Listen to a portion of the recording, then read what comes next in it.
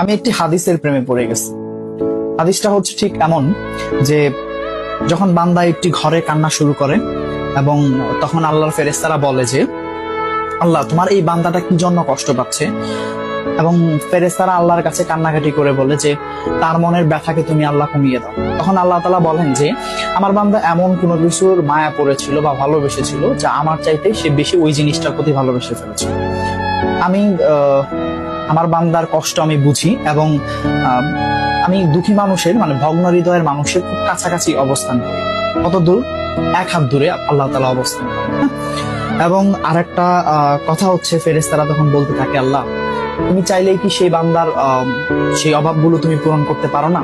তখন আল্লাহ তাআলা বলেন যে আমি ওয়াদা করতেছি আমার বান্দা যে জিনিসটা তার জীবন থেকে হারিয়েছে তার চাইতে অধিক উত্তম জিনিস আমি তাকে দিব, যা দেখে পৃথিবীর মানুষ বিস্মিত হবে।